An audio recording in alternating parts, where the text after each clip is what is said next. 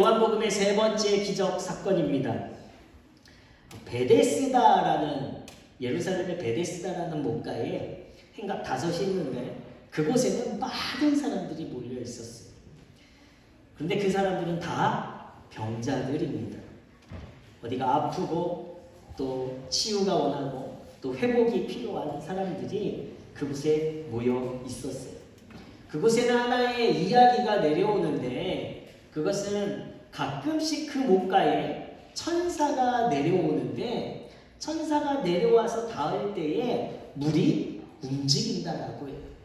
그런데 그 물이 움직일 때 가장 먼저 그 목가에 들어가게 되면 어떻게 될까요?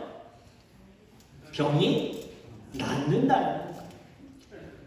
사람들이 이 신화와 같은 또 전설과 같은 이야기를 믿고서 그곳에 수많은 병자들이 몰려 있었습니다. 왜요? 물이 움직일 때만을 바라보고 움직이면 어떻게 해요? 가장 먼저 달려가요. 유리한 사람이 어떤 사람일까요? 네? 다리가 튼튼한 사람. 다리도 튼튼한데 눈도 좋아야 돼요. 건강한 사람이라고 그죠? 건강한 사람. 아이러니하게 그나마 제일 건강한 사람이 다리도 튼튼하고 눈도 잘 보이는 사람이 가장 먼저 목가에 들어가서 그래도 그 전설과 같은 이야기를 경험할 수 있을 것입니다. 그런데 오늘 말씀을 보면 38년 된 병자가 나와요. 이 병이 오래되어서 38년 동안 그 자리를 지켰던 사람입니다. 얼마나 이 병이 오래되었는지 예수님께서 딱 봐도 병이 오래됐다라고 아실 정도였습니다. 그런데 이 38년 된 병자는 수많은 병자들 중에 한 사람일 뿐이에요. 그러나 그가 다리가 마비되었던지 아니면 온몸에 마비가 있었던지 이 38년 동안 그는 한 번도 물이 움직일 때 그곳에 가장 먼저 가보지 못했어요. 왜냐하면 다리가 불편했던지 아니면 온몸에 마비가 왔던지 그는 누군가가 자신을 들어다 옮겨주지 않으면 움직일 수 없는 큰 병에 힘들어하는 사람이었습니다. 어떻게 보면 병자들 중에 더 큰 병을 가지고 있는 사람이었을지도 몰라요. 그가 하는 일은 매일매일 물이 움직이나 안 움직이나 보고 있는 거예요. 물이 움직이나 안 움직이나 매일 그 한 곳만을 바라보면 지칠까요? 안 지칠까요?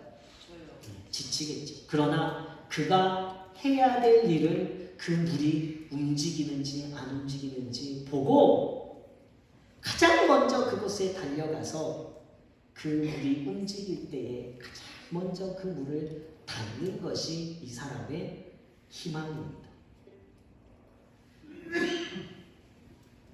그에게 마지막 하나 남은 희망이겠죠. 그런데 도리어 그 희망은 분노로 바뀌기 시작하는 거예요. 타인에 대한 원망으로 바뀝니다. 물이 움직이는 것을 가장 먼저 본다고 해도 또 다음을 기다려야 되는 거예요. 그 사람들이 다 없어져서 자기가 물이 움직여서 어떤 수단을 쓰든지 가장 먼저 들어가기 전까지는 이 사람은 그곳에 가장 먼저 도달할 수 없는 사람이었습니다. 38년 동안 그곳에서 고생했는데 이제는 좀 나에게 기회를 좀 주지. 사람들도 참 당신이 가지고 있는 병보다 내 병이 더 위중하잖아. 나를 좀 배려해 주지. 이런 생각들 속에서 사람들에 대한 원망만 쌓여져 갔습니다. 이 베데스다라는 말은요, 자비의 집이라는 뜻이에요. 이 베데스다에 자비의 집에 자비가 없어요. 사람들은 이기적으로 변해갔고 조금 더 중하지 사람이 이 가장 먼저 그 못에 들어가려고 더 열심히 뛰어가는 그 모습을 이 38년 된 병자는 눈으로 보고만 있어야 했습니다. 경쟁사회라는 인생을 우리는 함께 살아갑니다. 많은 사람들이 성공이라는 한 곳만을 바라보며 살아가요.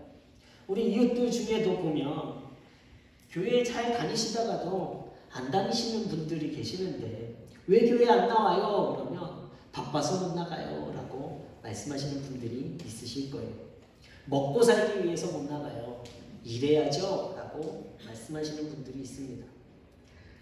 이 경쟁사회 속에 당연히 내가 이겨야 돼요. 그래서 나만을 생각할 수밖에 없습니다. 그래서 인간관계는 점점 메말라가죠. 우리는 이웃에 누가 사는지 사실 관심이 없어요. 때로는 그 이웃들 가운데에서 감정 조절도 안 돼요.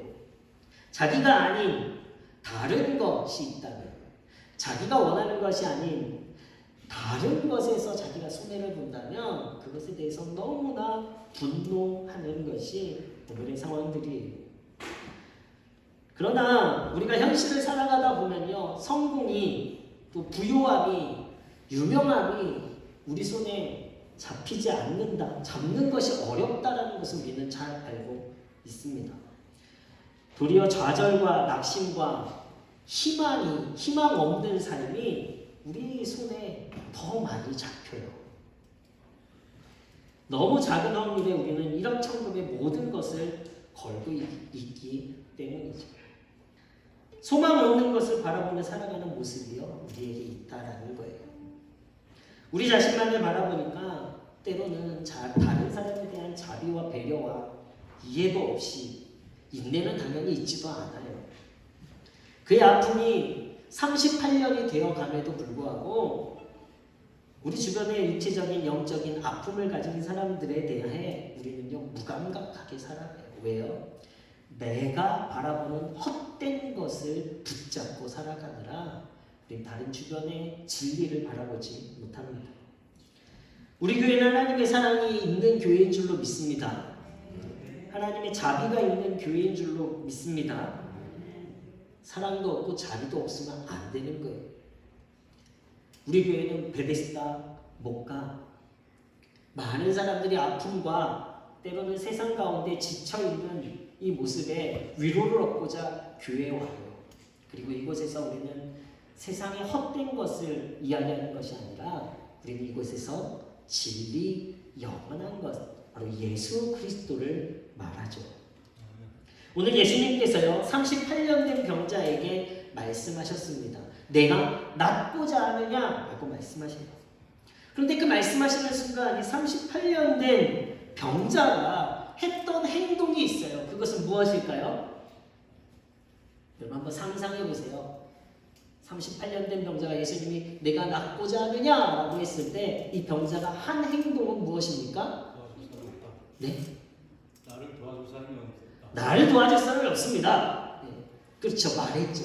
근데 그것보다 더 먼저 된 행동이 있어요. 기도. 내가 낫고자 하느냐? 그랬더니 주여 내가 낫길 원합니다 하고 그 자리에서 기도했어요. 38년 된 병자가 38년 동안 했던 일은 무엇입니까?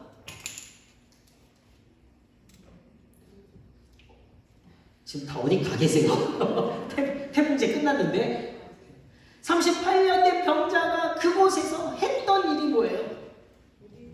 그쵸? 물이 움직이나 안 움직이나 보고 있는 거예요. 이것이 38년 동안 했던 일이에요. 그런데 예수님께서 내가 낫고자 하느냐, 낫길 원해서 한 행동은 38년 동안 물이 동하는 것을 바라보았는데 예수님께서요 낫고자 하느냐, 그가 원하는 것을 말씀하셨어요. 그 원하는 것을 말씀하시는 분이 누구신지 어떻게 해야 돼요? 쳐다봐야죠. 물이 동하느냐 안 동하느냐 38년 동안 지켜보았던 그 시선에서 내가 낫고자 하느냐 말씀하시는 예수님께로 시선을 돌리는 거예요. 이것이 38년 동안 그가 쉬지 않고 했었던 일을 멈추고 가장 먼저 한 행동입니다.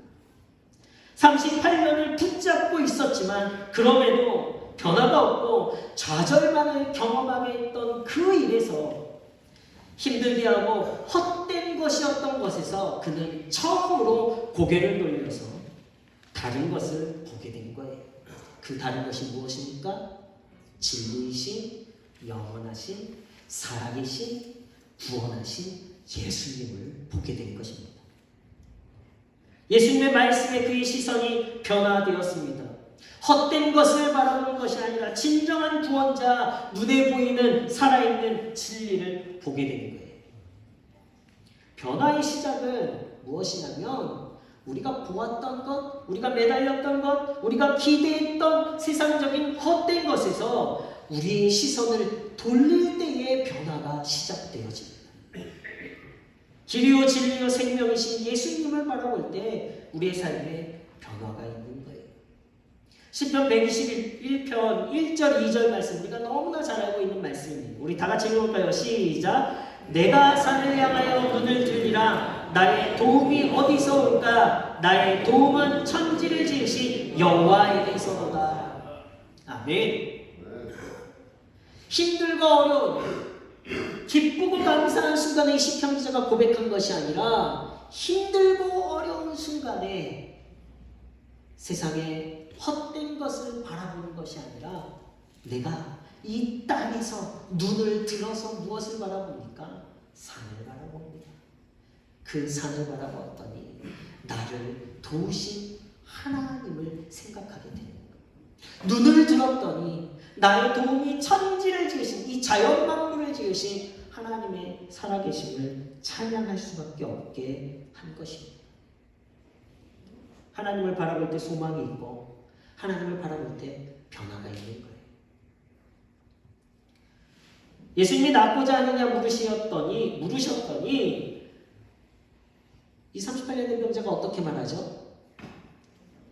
여러분 낫고자 원하냐? 우리 1부 때 우리 청소년부 친구들한테 이야기했어요. 서울대 가기 원하느냐? 이러면 어떻게 대답해야 되는데 제가 서울대는 갈 수 있을지 없을지 모르겠지만 내가 열심히 공부하면 그래도 갈 수 있을지 없을지도 모르겠어요. 이렇게 대답해야 돼요? 아니요. 서울대 가기 원하느냐? 이러면 어떻게 대답해야 돼요? 네. 그렇죠. 네. 서울대 가기 원하느냐? 내가 정말 하고 싶은 것을 예수님께서 말씀하시는 거예요. 낫고자 하느냐? 예수님이 물으셨더니요.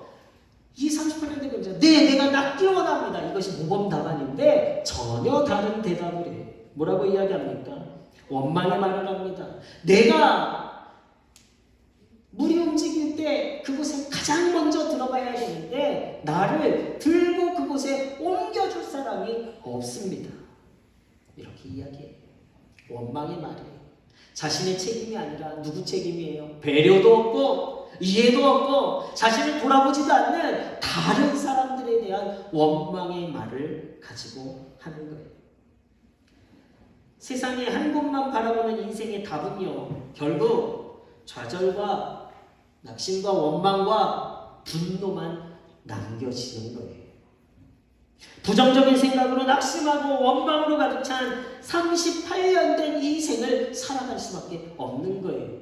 지금까지 살아왔는데 앞으로도 더 그런 인생을 살아갈 수밖에 없겠죠.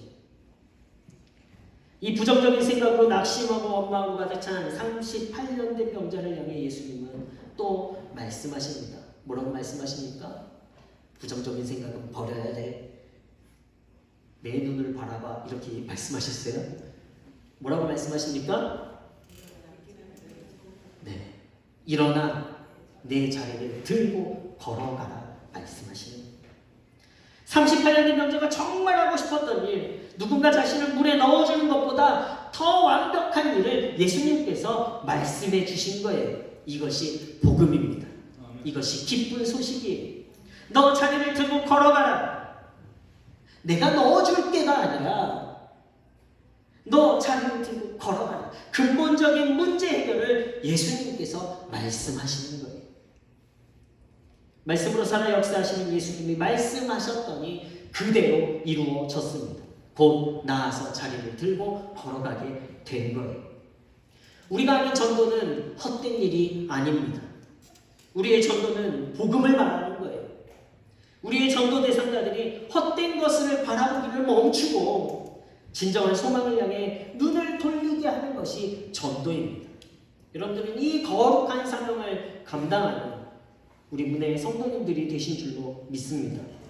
그들이 정말 듣고 싶고 하고 싶은 일을 하게 하는 것이 전도예요. 행복하게 하고 축복받게 하고 구원받게 하는 일이 전도입니다. 그러기 위해서는 우리는 담대하게 살아계신 예수님을 저들이 바라볼 수 있게 예수님을 전해야 하는 거예요. 오늘 말씀에 예수님은 수많은 사람들 중에 38년 된 병자를 찾아가셨습니다. 예수님은 바로 오늘도 예수님이 필요한 자들을 찾고 계세요. 너무 힘들고 너무 어렵고 진짜 구원이 필요한 자들을 찾고 계십니다. 오늘 38년 된 병자의 모습을 보면요, 그 안에서 어떤 치유해 주시고 회복시켜 줄 만한 믿음을 찾기는 어렵습니다. 소망이 없이 희망이 없이 좌절과 원망 가운데 믿음 없이 살아갔던 자임에도 불구하고 예수님은요, 그 예수님이 누군지도 모르는 그를 예수님이 찾아가셨어요. 오직 예수님의 은혜로 예수님이 그를 긍휼히 여기셔서 그를 찾아가셨습니다. 예수님은 그에게 완전한 하나님의 사랑을 보여주신 거예요. 자격 없고 조건 없이 그의 병을 회복시켜 주셨어요. 그래서 19절 말씀에, 우리가 읽지는 않았지만 19절 말씀에 이렇게 기록하고 있습니다. 그러므로 예수께서 그들에게 이르시되 내가 진실로 진실로 너희에게 이르노니 아들이 아버지께서 하시는 일을 보지 않고는 아무것도 스스로 할 수 없나니 아버지께서 행하시는 그것을 아들도 그와 같이 행하느니라. 오늘 예수님께서 하신 이 치유의 사역은요, 완전한 하나님의 마음, 바로 하나님의 완전한 사랑을 행하셨다라는 거예요. 여러분이 완전한 사랑을 드러내시는 우리 문혜의 성도님들 되시길 예수 그리스도 이름으로 축원합니다. 내 전도 대상자가 어떤 조건이 있어서, 어떤 조건, 어떤 이유 상관없이 나는 완전한 사랑을 그들에게 보이는 것뿐이에요. 우리가 찾아가야 할 사람은 조건이 있는 것이 아니라 우리 주변에 누구나 우리가 알고 있는 모든 자들에게 이 하나님의 사랑을 전해야 하는 것입니다. 하나님은 그들에게 완전한 사랑을 나타내길 원하세요. 예수님은 그들에게 찾아가길 원하십니다. 그런데 어떻게 찾아가길 원하십니까? 여러분이 함께 가실 때에, 여러분들이 그들에게 다가가실 때에 우리와 함께 하시는 예수님께서 그들에게도 함께 하시는 거예요. 하나님이 원하시는 방법은 이 방법입니다. 우리는 찾아가야 합니다. 우리는 주변에 소망 없이 소망 없는 것을 찾아 헤매는 우리 지인들을 향해서 우리가 다가가야 돼요. 그들이 바라보는 헛된 것들에서 우리는 진리를 바라보게 해야 합니다. 내가 하는 것이 아니라 그들을 변화시키는 건 예수님이 하시는 거예요. 우리가 너무 잘 알아야 돼요. 우리는 실패할 수 있어요. 그러나 예수님은 실수하지 않으시고 실패가 없는 분이신 줄로 믿습니다. 믿으십니까? 그러면 우리는 우리가 해야 되는 건 그냥 찾아가서 만나는 거예요. 그리고 그들에게 예수님을 전하는 것뿐입니다. 완전한 사랑을 나타내시는 예수님 손을 꼭 붙잡고 내가 그들을 찾아갈 때에 그들의 시선이 예수께로 향하게 되는 것이고 예수님의 말씀으로 변화되는 역사가 나타나게 될 줄로 믿습니다. 이 38년 된 병자가 예수님을 만났어요. 예수님의 말씀을 들었습니다. 그리고 한 곳만 바라보다가 이제는 그의 시선이요, 자신이 보고 싶은 모든 것을 보는 시선이 되어졌어요. 누워만 있다가 이제 일어나 걷고 뛰는 인생이 되어졌습니다. 시각의 변화는 삶의 변화예요. 우리 시선의 변화는 하나님의 기적의 시작입니다. 여러분, 하나님께로 눈을 들어 하나님을 바라보실 때에 여러분들의 삶 가운데 놀라운 삶의 변화가 일어나게 될 줄로 믿습니다. 마찬가지로 여러분들이 우리 주변 대상자, 전도 대상자들에게 다가가셔서 예수 그리스도의 복음을 전할 때에 그들이 복음으로 예수님께 시선을 돌릴 때 그들의 삶 가운데 분명히 반드시 놀라운 역사가 있게 될 줄로 믿습니다. 우리 옆에 계신 분들하고 인사할까요? 전도합시다. 또 인사하겠습니다. 찾아갑시다. 다시 한번 내가 가야 그가 변화됩니다. 다시 한번 내가 가야 그가 변화됩니다. 옆 사람 쳐다보면서 똑바로 쳐다보시면서 하세요. 당신이 가야 그 사람이 변화됩니다. 그리고 그들에게 가셔서 낫고자 하십니까? 예수님께 눈을 돌리십시오. 담대하게 선포하실 수 있는 성도님들 되셨으면 좋겠습니다.